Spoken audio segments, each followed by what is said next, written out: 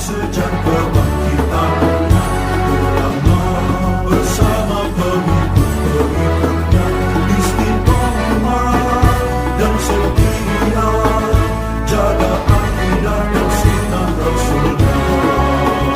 Alhamdulillah segala puji baginya ulama bersama pengikut-pengikutnya istiqomah dan setia menjaga agama nusa dan bangsa. Mari kuatkan niat kita, kita bulatkan tekad kita, terus lanjutkan amal kita, mengembangkan hikmah kita. Bismillahirrahmanirrahim. Qala al-mu'allif rahimahullah wa nafa'na bihi wa bi'ulumihi fid dharaini amin. Wa qala Isa alaihi salam, dan berkata Nabi Isa alaihi salam, la tad'u al-hikmata, janganlah kalian meletakkan hikmah janganlah kalian meletakkan kebijaksanaan inda ghairi ahliha, kepada selain ahlinya hikmah, kepada selain ahlinya kebijaksanaan.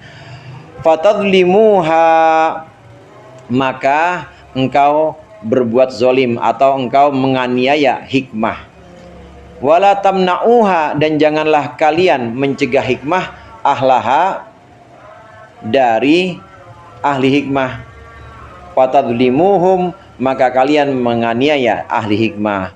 Wa kunu, dan adalah kalian kattobibir rafiqi, seperti dokter yang lembut, dokter yang halus. Yada'ud dawa'a, halnya meletakkan dokter ad-dawa'a, akan obat, fi maudhi'id da'i, dalam tempat penyakitnya. Ya kalau salep jangan ditelan, kalau GPU ya jangan diminum, itu maksudnya gitu. Letaknya ada tempatnya masing-masing dokter. Begitu juga kalau sirop, ya obat batuk sirop jangan diborehin pada lengket nanti. Nah demikian juga hikmah. Hikmah ini saudara, dalam Al-Quran kalau disebutkan al-hikmah itu punya beberapa pengertian. Hikmah bisa punya pengertian ilmu-ilmu yang Allah turunkan selain kitab, itu hikmah. Ilmu-ilmu yang Allah turunkan kepada para nabi selain Alkitab, hikmah. Kedua pengertiannya, hikmah itu bisa punya pengertian ilmu dan amal sekaligus. Ada orang punya ilmu wudu, punya ilmu sholat, nah kemudian dia mendapatkan pengalaman-pengalaman dari amalan sholat dan wudunya, maka bisa disebut hikmah. Akhirnya gimana? Akhirnya sholatnya dia itu membuat dia lebih bijak, membuat dia lebih adem, namanya hikmah ini. Pengertian yang ketiga, hikmah itu bisa juga merupakan kekuatan-kekuatan yang terkandung dalam huruf. Ini seperti yang dijelaskan oleh Syekh Nawawi Banten. Ada hikmah yang punya arti, yaitu kekuatan-kekuatan yang dikandung oleh huruf-huruf Al-Quran. Nah barangkali nih yang ahli hikmah nih yang di sini nih, dari sini. Karena memang punya banyak pengertian. Al-hikmah kalau dalam Al-Quran itu punya paling tidak 4. Nah, Nabi Isa di sini mengatakan, janganlah kalian meletakkan hikmah, ya pelajaran-pelajaran berharga misalnya, atau nasihat-nasihat tertentu, atau pengalaman-pengalaman batin, pengalaman-pengalaman rohani, jangan kalian umbar, jangan kalian kasih kepada yang bukan ahlinya. Semalam habis tahajud, saya ngerasa ada yang jawab, itu misalnya, ada yang jawab sewaktu saya bilang, ya Rabbi bil Mustafa baligh maqasidana, ya Allah, dengan barokahnya Nabi Muhammad sampaikan maksud dan keinginan-keinginanku, ya Allah, dengan barokahnya Nabi Muhammad sampaikan hajat-hajatku. Kayaknya ada yang jawab, iya tenang aja misalnya. Ada yang jawab begitu, tenang, jangan diceritain yang begitu-gitu. Kenapa? Kalau memang bukan ahlinya, apalagi orang-orang yang nggak terima, ya nggak tahu, nggak terima adanya syafaat Nabi, apalagi nggak terima pengalaman-pengalaman ruhani dari guru-guru spiritual.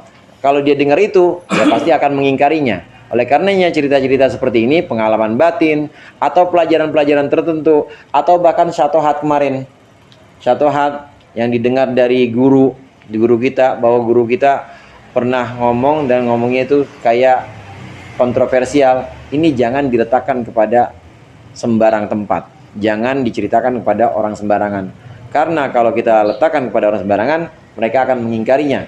Kalau begitu, kita sudah bersifat zolim kepada hikmah itu atau kepada pelajaran itu. Orang benar sebenarnya Nabi jawab, Assalamualaikum ayyuhan nabiyyu warahmatullahi wabarakatuh. Jawab Nabi itu. Waktu kita Assalamualaikum wa ala ibadillahi sholihin, dari dalam diri kita Nabi itu jawab sebenarnya. Dan itu berasa. Kita ceritain ke teman kita yang sebenarnya begajulan, lagu lubang katanya gitu.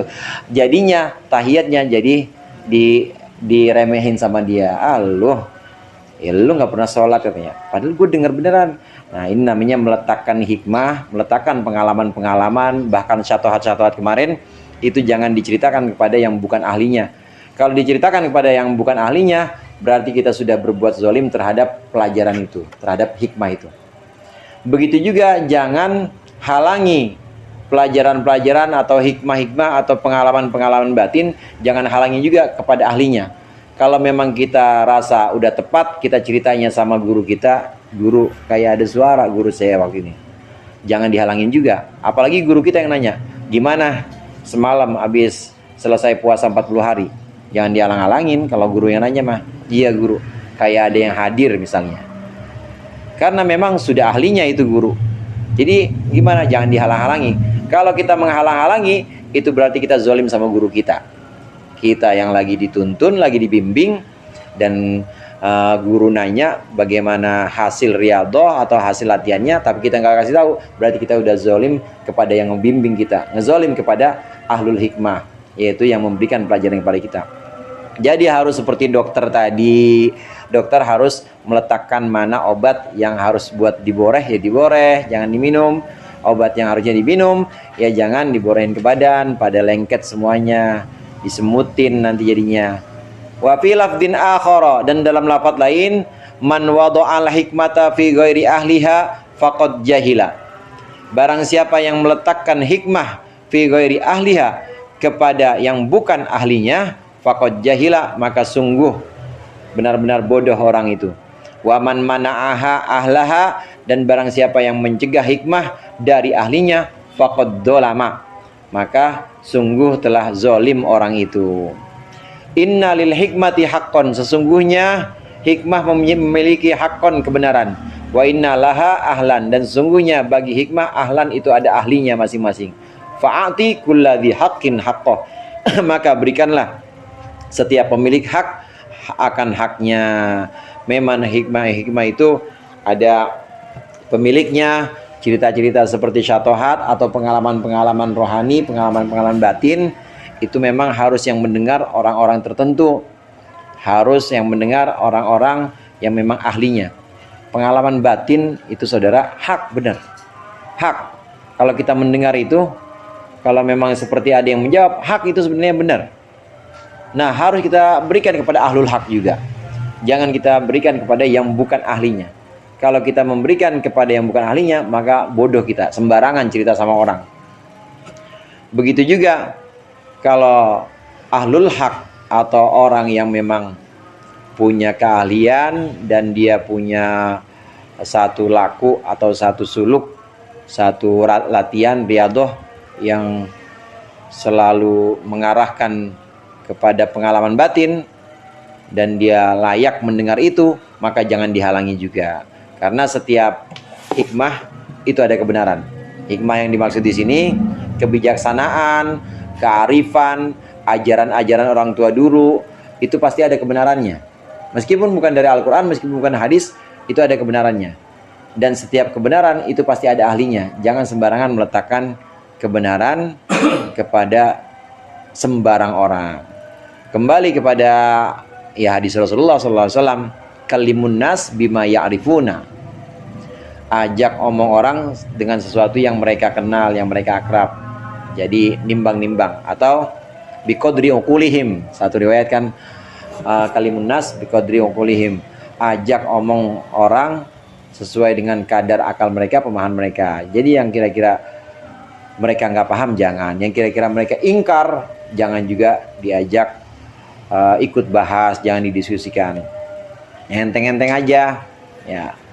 Sholat, sedekah, zakat fitrah, bagiin fakir miskin, santunan yatim, begitu-gitu aja udah, nggak usah bahas yang berat-berat kalau untuk orang umum.